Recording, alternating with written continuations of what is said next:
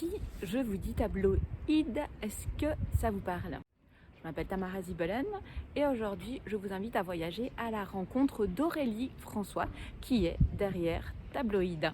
Deux mots-clés aujourd'hui, Parange et dessin. C'est parti!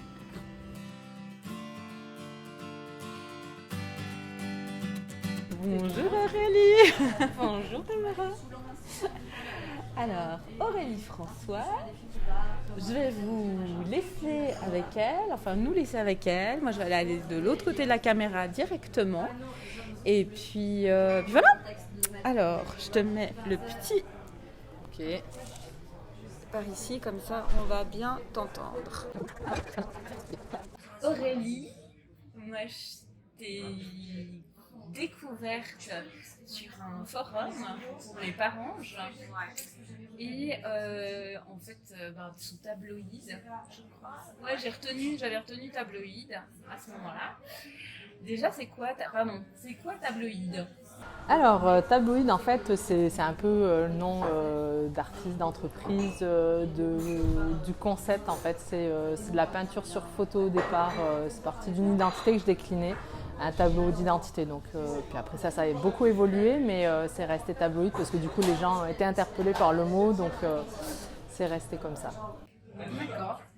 Et toi, tu es à la base, tu fais du dessin, même du dessin sur grandeur nature. Ça, je fais un peu de tout, donc on appelle ça des artistes multidisciplinaires, c'est quand on touche et on est à l'aise dans plusieurs disciplines. Donc au départ j'ai une formation de peintre en lettres, décor de théâtre, tout ça. Puis après ça les à côté, le dessin, l'illustration, les tatouages, les logos, enfin après je dirais qu'il n'y a pas de limite, j'ai toujours du plaisir à relever des défis sur les projets, donc c'est divers et varié. Ouais. J'ai donné deux mots-clés pour ça, pour toi, Parange et dessin.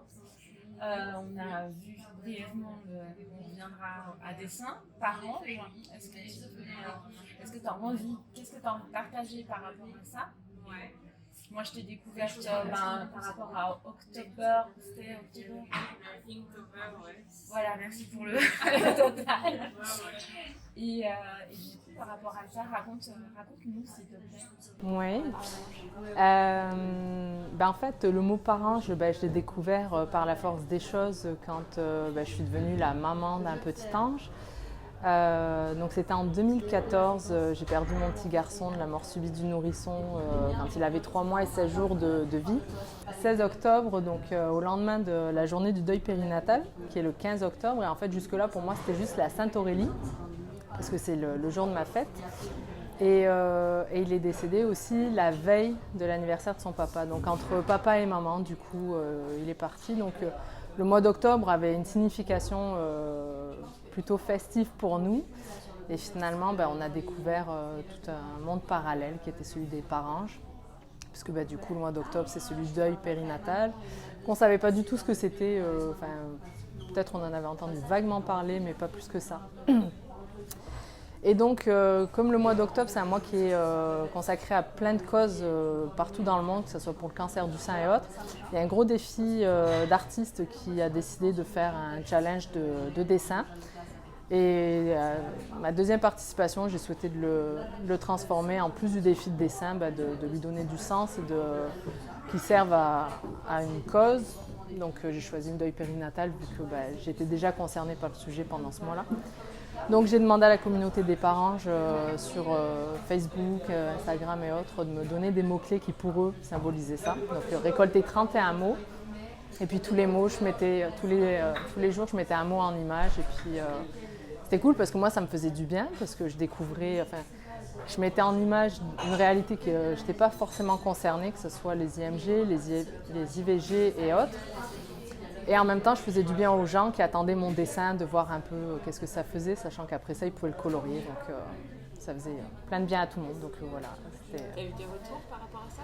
Ouais, y a des gens, des fois en fait le soir, j'étais assez synchro quand même, assez disciplinée, mais ça arrivait un soir ou deux que trop fatiguée, ou alors le jour du décès de mon garçon, que je me faisais une petite pause ou autre, et là j'avais des messages des parents, voilà, on n'a pas eu ton dessin, tout va bien, tout ça.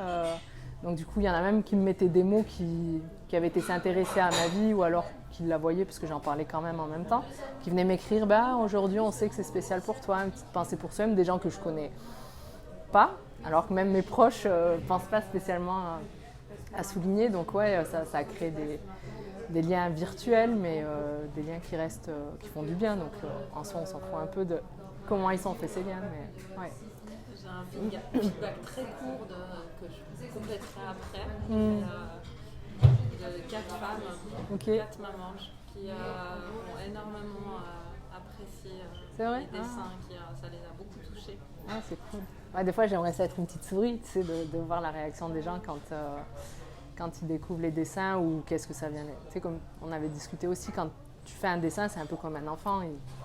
Après ça, il t'échappe, il évolue, chacun l'interprète et puis se l'approprie aussi. Donc, de voir un peu, tu sais, qu'est-ce que les gens, ils ont. Parce que des fois, toi, tu fais un truc, tu as une idée et puis en fait, eux, ils la regardent et c'est un message complètement différent, complémentaire ou pas. Des fois, tu te dis, ah ouais, c'est vrai, j'avais pas vu ça comme ça. Mais... ouais, donc c'est toujours quelque chose, c'est d'avoir le retour des gens de qu'est-ce qu'ils ont vu là-dessus. Donc, ouais, c'est... Tu me disais que tu avais fait d'autres actions. Tu continues à soutenir hors des dessins que tu offres sur ton site, ces dessins-là que tu offres sur ton site. Tu continues à soutenir justement dans ce, je vais pas dire monde, mais quand même, c'est un monde que d'autres personnes ne peuvent pas forcément comprendre. Mais de parents, je fais des actions de temps en temps. Pour toi, hein, je parle aussi. Comment tu vis aujourd'hui par rapport à ton vécu, par rapport à ton ange? Comment il s'appelle déjà? Soem. C'est un prénom qu'on a fabriqué. C'est la combinaison de mes deux prénoms, parce que tu sais, des Aurélie François, en fait, quand Facebook est arrivé, tu te crois toujours un peu unique. Puis là, j'ai un copain, cherche sur Internet, puis là, Aurélie François, en fait, il y avait comme 40 pages.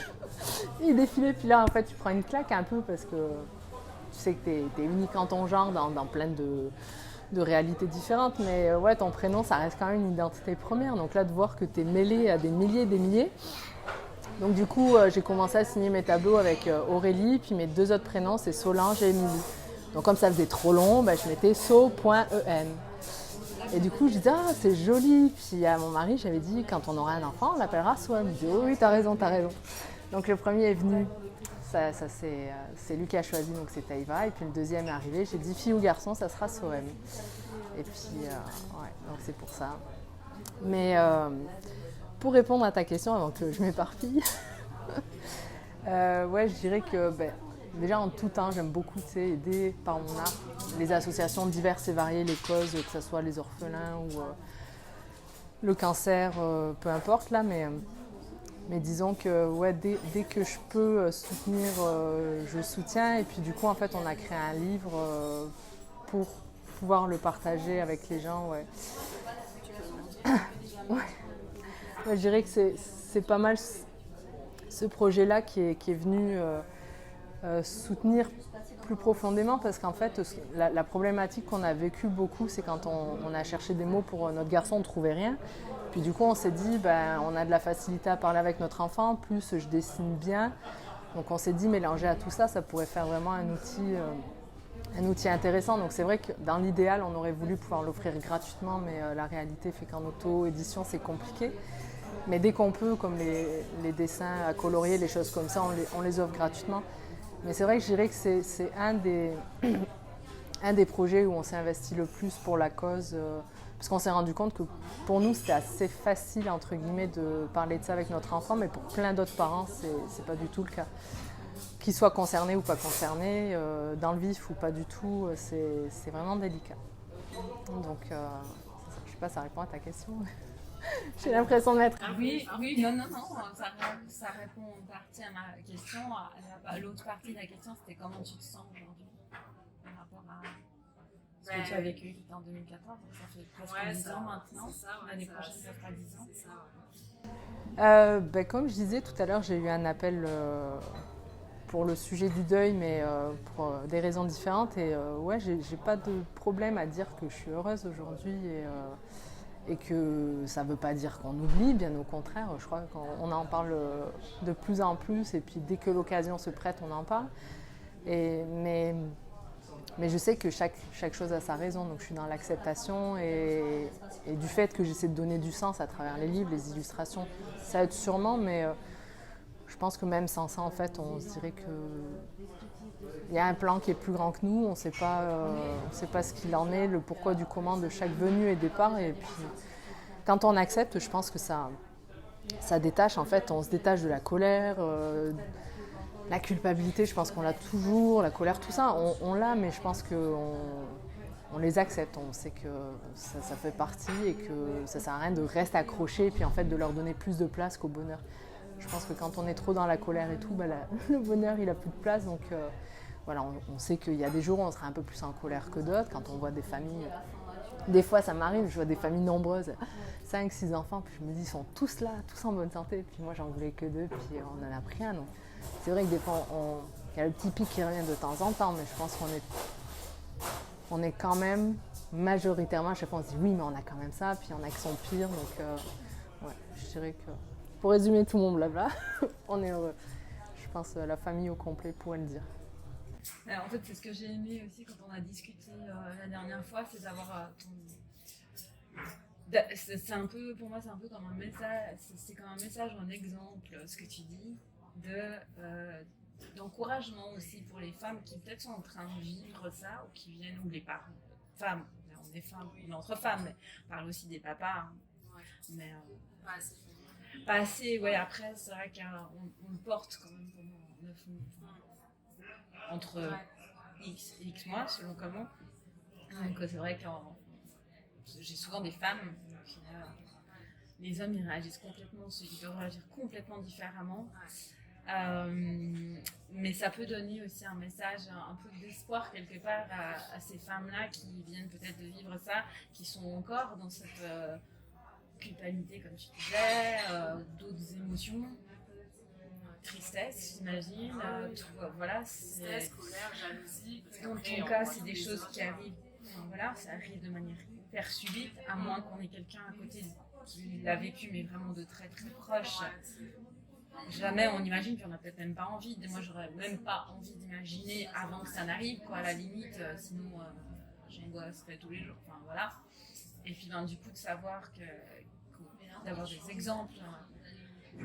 Qui ressourcent, qui font du bien, c'est Ouais, c'est aussi pour ça qu'on a voulu faire même le livre, parce que de tout ce qu'on voyait dans le sujet de la mort, que ce soit la maladie des enfants ou des adultes ou peu importe, à chaque fois les livres étaient assez sombres à notre point de vue, et c'était pas une façon qu'on voulait aborder le deuil en général, la mort et tout. On voulait que ça soit joyeux entre guillemets, que ça soit dans la vie, on est, on meurt, c'est la règle du jeu, entre guillemets. Après, on ne sait juste pas la durée. Et je pense que la société moderne a trop l'impression que c'est acquis et qu'on va forcément finir très, très, très, très loin. Et que des fois, ça fait un petit rappel à l'ordre que non, ce qui arrive n'est pas acquis et que la durée, en fait, elle n'est pas définie. Et c'est vrai qu'on est moins sensible quand ça passe un certain cap. Je dirais arriver là, 30, quarantaine, on commence à être presque, c'est normal tout ça. Et en dessous de ça, plus on se rapproche et plus les bouches elles se ferment, et là c'est silence radio en fait. Quand c'est vieux, tout le monde en parle. On parle du papy, de la mamie, de la tata que personne n'a connue parce qu'elle est morte très vieille ou même moins vieille. On va en parler aux enfants, aux petits-enfants. Enfin, il y a des générations de fous qui vont en discuter, puis arrivé à un certain âge, c'est on évite le sujet et puis on n'en parle pas du tout, quoi. D'ailleurs, ça me rappelle j'aimerais bien profiter de rediscuter, enfin, si tu as envie d'en reparler. On parlait justement de la mort, puis du fait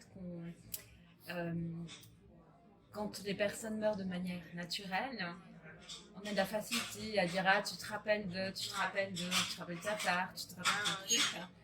Et puis que quand c'est des morts qui sont différentes comme ça, c'est est-ce qu'on en parle après, quoi, puis comment on en parle, etc. Je sais pas si tu te souviens de cette conversation. Par rapport à ma sœur, ouais. Tu veux bien en parler? Oui. En fait, je m'étais fait la réflexion avec ma sœur qui, comme j'avais une vie d'expatriée je l'ai encore toujours un peu, mais on était très loin, donc elle n'a pas vu mon petit homme. Elle a fait le voyage pour les obsèques. Mais après, elle est devenue maman et en fait, je parlais avec son fils qui a le même âge que mon petit dernier. Et j'ai été surprise de voir qu'il ne connaissait pas son petit cousin Sohem, du coup. Donc sur le coup, ça m'a un peu pincée, mais je suis passée au-dessus en me disant que chacun a ses façons de parler. Mais par contre, il connaissait tout son grand-père qu'il n'avait pas connu non plus. Alors là, je me suis dit, c'est quand même bizarre que ma sœur lui parle avec aisance. Puis il y a des photos partout du grand-père, parce que c'est le papa du papa. Donc du coup, le papa a beaucoup de souvenirs à partager avec et tout. Mais par contre, du petit cousin qui est décédé, qui pourtant elle est venue à l'enterrement. Donc c'est qu'il y avait quand même quelque chose d'important, je pense, pour elle. Et de voir que c'était silence radio et puis qu'elle n'a pas saisi un peu cette opportunité pour aborder le sujet, parce que je touche du bois, etc. On ne souhaite jamais, mais de se dire c'est l'occasion d'en parler, puis de sensibiliser un peu les enfants, tout ça, et de... Je sais pas, j'allais dire, je me suis retenue un peu, mais de me faire plaisir dans l'idée de se dire, tu vois, ma sœur, je parle de ton fils avec mes enfants, du coup, tu sais, on nourrit le souvenir et puis on l'intègre à la famille. C'est aussi ça qui vient. Parce que du coup, quand on parle des anciens à table qui ne sont plus là, c'est parce qu'on veut garder un héritage de plein de choses, en fait. Et je pense ce qui fait du mal aux gens, c'est quand on n'en parle pas, du coup, on se dit, il n'y a rien à apporter. Alors que je pense des fois, même au contraire, quand ça a été un passage éclair comme ça, et que ça chamboule, ça brasse les vies et tout, je pense que ça apporte encore plus, parce que souvent les parents ils font un changement de vie. Nous ça n'a pas été le cas, je pense que même sans ça on aurait continué à bouger. Mais il y a beaucoup de gens qui, suite à un drame, se réorientent, se séparent ou vivent des choses qu'ils se retenaient de vivre, etc. Contrairement à un décès qui est plus naturel, où on va être triste, mais voilà, on va continuer sur le petit fleuve tranquille. Donc c'est spécial, la communication des gens avec anciens et puis nouveau-nés ou pas nés. Oui, ou même, on parlait aussi même d'un enfant de 15 ans où on n'en parle plus, alors que si ça se trouve, les parents, même si on peut peut-être être triste, mais ça n'empêche que pourquoi pas poser la question est-ce que tu veux qu'on en parle? Est-ce que ça te fait plaisir si on en parle? L'occasion, tiens, je sais qu'il ne le fait plus, mais on a mangé un bout de gâteau pour ton fils, il aurait eu tel âge. Puis de voir que les gens, ça reste en tête, ça fait toujours plaisir. Ouais, parce que même, tu vois, mon mari, il a un cousin qui est décédé, puis moi je ne l'ai même pas connu, ce cousin-là, mais mon mari, c'était un cousin qu'il adorait beaucoup, puis l'occasion serait sûrement venue qu'on se voie et tout. Et finalement, au tout début qu'on s'est mis ensemble, il a eu un accident de voiture, il est décédé, enfin ça a été très violent tout ça. Et puis pendant longtemps, en fait, on n'en a pas parlé, et puis même moi, j'ai de la retenue, etc. Et puis c'est que là maintenant, que malheureusement je suis dans ce cas-là, que je me dis peut-être que ça lui ferait du bien, mais on est toujours dans le doute aussi, parce que chacun vit son deuil différemment, comme on disait aussi tout à l'heure. Et il y a des parents qui au contraire veulent pas en parler, et puis il y en a d'autres qui attendent que ça. Et c'est vrai que c'est aussi aux parents de lancer des petites bribes justement, moi quand je me promène avec mon livre, c'est parce que j'ai envie que les gens ils disent mais qu'est-ce qu'elle fait avec son livre, pourquoi elle se prend en photo, puis du coup ça les incite à poser la question, ou quand ils me demandent t'as combien d'enfants, je dis 3. Puis ils me demandent souvent quel âge il a l'aîné, quel âge il a le dernier, puis ceux qui suivent ils vont me dire et celui du milieu il en manque un, donc là je me dis c'est bon, il est prêt à écouter, parce que si tu dis mon aîné, mon dernier, puis qu'il ne calcule pas, tu dis bon, il avait posé la question par politesse, il n'avait pas besoin d'avoir la réponse, donc tu passes au-dessus. Mais ça dépend du contexte. Tu réponds, ta réponse, est-ce qu'elle dépend du contexte ou tu le dis maintenant avec facilité? Maintenant, je dis tout le temps 3. Ouais. Puis généralement, je le dis comme s'ils étaient en vie les 3 en fait. Puis c'est ça, c'est suivant l'écoute des gens, parce que puis le moment, etc. C'est quelque chose d'administratif assez rapide, des choses comme ça. Je m'embête pas si elle ne demande pas plus de détails. Mais c'est quand ça commence à demander les prénoms, les âges, que là je peux pas. Donc je vais dire les 2, puis c'est ça. Si la personne elle suit un peu, qu'elle me dit et puis il y a un 3e, je vais dire oui, un 3e, mais il est plus là. Mais si tu veux savoir, ça va. Puis je réponds avec un sourire pour qu'elle soit à l'aise. C'est dire que je t'envoie pas 1 heure de sanglots, de discussion. Ouais, c'est plus gênant pour moi. Dans leur intérêt à eux en fait, parce que moi je suis à l'aise là-dessus, je pratique ma réponse. depuis presque 10 ans, mais eux, ils ne pratiquent pas du tout ma réponse. Donc du coup, ils se reçoivent ça. Des fois, ça fait... t'es dans une discussion tranquille à un café, un bar ou quoi, puis là, t'as l'autre qui te lance le sujet, t'es comme... Pourquoi je pose la question? Donc non, t'essaies d'envoyer ça avec le plus d'amour possible et puis de montrer que c'est à l'aise. Et puis soit tu changes de sujet, et puis la personne, elle reviendra dessus ou pas. Si t'es sereine, ton énergie, elle se sent. Hein, si t'as une énergie de sérénité, non? Ouais, mais je pense des fois, tu sais pas ce que tu secoues chez la personne non plus, parce que ça se trouve, elle l'a vécu elle aussi. Ça se trouve, elle vient de le vivre aussi. Donc, c'est ce questionnement-là que je me pose. Tu sais, je me dis, je lui envoie, moi je sais quoi répondre, mais je sais pas elle, qu'est-ce qu'elle vit en ce moment, ou qu'est-ce qu'elle a vécu, ou les peurs qu'elle a. Ça se trouve, elle est juste enceinte de quelques semaines, puis là, je lui envoie un flot d'angoisse et qu'elle n'avait pas avant. Donc, ouais, je me pose trop de questions des fois. Avant de répondre, je suis comme touc, touc, touc. Alors si elle est enceinte, si elle est... Oh non, oh non. Mais voilà, tu dis si tu l'envoies avec un sourire, puis en lui montrant que ça va bien, en général, ça suit bien. Souvent, ils vont dire ah ben justement, t'en parles, j'ai une amie, puis je sais pas comment faire avec elle. Donc pour l'instant, ça a été que des bonnes opportunités de discussion, je dirais. Ouais. C'est moi. Est-ce qu'il y a quelque chose que tu aimerais partager encore, ou dire aux femmes qui vivent soit des arrêts de grossesse, soit qui ont perdu un enfant très jeune? Je dirais qu'il n'y a pas de bonne réponse, parce qu'une bonne réponse pour l'une, ouais. Je dirais qu'il faut essayer de donner du sens. Puis créer des souvenirs, parce qu'il y a beaucoup de personnes qui vont être peinées de ne pas avoir pu avoir de souvenirs et de regarder ce qu'elles n'ont pas, etc. Puis après, c'est dans la vie en général d'essayer de focaliser sur ce qu'on a. Et ce qu'on n'a pas, il faut se le créer, que ce soit pour ce deuil-là ou pour la vie en général. Et c'est pour ça que nous, on avait créé le livre, mais dans la même démarche, en fait, nous, on a du coup créé un passeport. Un passeport. Tu peux peut-être quelques secondes dessus pour qu'on le voie. Voilà, une bouteille à la mer avec mer, M-E, accent grave R-E. Puis en fait, du coup, ça fait une rime un peu bizarre, mais ouais, c'est le passeport d'un mort, du coup. Donc nous, quand on va n'importe où, on emmène notre petit garçon en voyage. Donc il y a plein de gens qui disent « Ah, mais on ne peut pas faire ça avec mon enfant, tout ça. » Oui, c'est sûr qu'il y a plein de choses qu'on ne pourra pas faire de la façon qu'on avait prévu de les faire, mais je pense que tout peut se remanier et puis se revoir différemment. Donc, quand tu dis passeport, c'est-à-dire que vous prenez, ça c'est votre exemplaire à vous, et à chaque fois que vous allez dans un pays, vous tamponnez. Pays ou même des sorties. Là, tu vois, justement, on a été voir une exposition sur le deuil périnatal que la vie a fait que c'est tombé à une date, la synchronicité, etc. a fait qu'on s'est rendu à cette expo-là en famille. J'appréhendais beaucoup parce que la famille, ils suivent le deuil périnatal, etc. Mais aller à une exposition sur le sujet, je ne savais pas trop. Et finalement, ça a été une belle expérience. Puis on a rencontré l'artiste et du coup, j'ai dit je trouve ce moment spécial. Puis la synchronicité de tout ça fait que tu pourrais ancrer ça dans ce... Parce qu'on est venu pour notre petit garçon aussi. Donc du coup, en fait, notre livre, c'est devenu un peu son image. Enfin, c'est comme s'il était avec nous. Donc quand on se promène, quand on prend le livre, c'est comme si on prend Sohem en fait. Puis, je sais pas si tu vois, il est très sale, sauf les endroits. Ouais, c'est ça. Mais le principe que ça devienne son passeport, ça s'est fait, ça a été un cheminement, puis une succession d'événements qui ont fait que ça s'est fait. Ça n'a pas été pensé, c'est la vie qui a amené tout ça. Donc j'aime bien partager aussi les choses qui nous ont été utiles. Et donc quand je me balade, je l'ai dans mes bras. C'est sûr que si j'avais son doudou ou des choses comme ça ferait peut-être plus étrange, ou sa photo, ça ferait...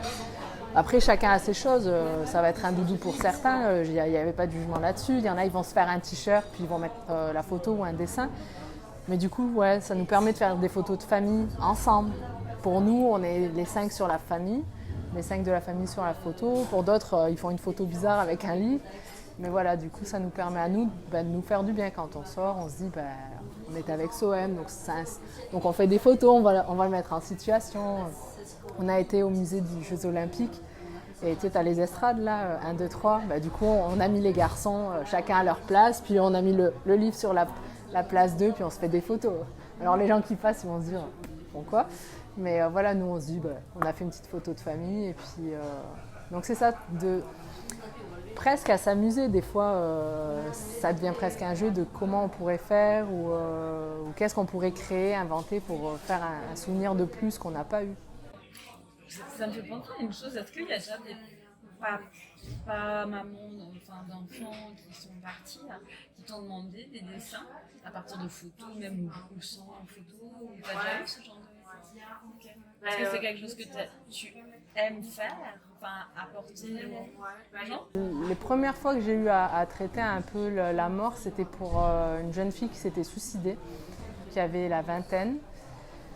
Après ça, c'était un cadeau pour une maman, mais sa fille était décédée, pareil, la vingtaine aussi. Et après, c'est sûr que quand j'ai commencé à parler du deuil périnatal, tu attires un peu des gens qui cherchaient des solutions en fait. Puis j'avais organisé aussi un petit événement sur internet, cadeau d'un ange pour ses parents. Et du coup, j'essaie de faire le lien entre toutes les personnes qui créent des objets réconfortants et puis les parents qui en ont besoin ou l'entourage, parce que souvent l'entourage veut faire des petits gestes et ils ne savent jamais. Ils disent mais je vais offrir une bougie mais ça fait glauque, ils veulent des choses un peu plus... Et puis ils ne savent pas toujours. Et donc du coup je m'étais dit en faisant un petit événement où chacun offrait un concours, un objet, ça permet de faire découvrir les choses. Donc, il y a des chandelles, il y a des bijoux où on va mettre les cendres à l'intérieur. Ouais. Mais en fait, il y a énormément de choses. Et moi, je les connaissais parce que je faisais des salons d'artisans au Québec. Puis quand je voyais des choses, alors c'est sûr, toi, tu vas les regarder, tu vas pas penser au deuil périnatal de suite. Mais moi, je me disais, mon Dieu, mais elle fait de la perte de lait. Mais une maman qui a perdu son enfant juste après l'accouchement, elle va avoir sa montée de lait. Puis ce lait-là, tu sais, elle en fait quoi? Tu peux faire du savon avec. Et le garder ou te faire un petit bijou, puis du coup, tu as la perle de lait de ton petit ange. C'est beau tout ce que tu veux. Ouais, il y a énormément de choses. Il y a des petites boules de Noël avec mon premier Noël, mais normalement c'est pour des naissances, mais tu peux mettre... tu peux tout un peu décliner.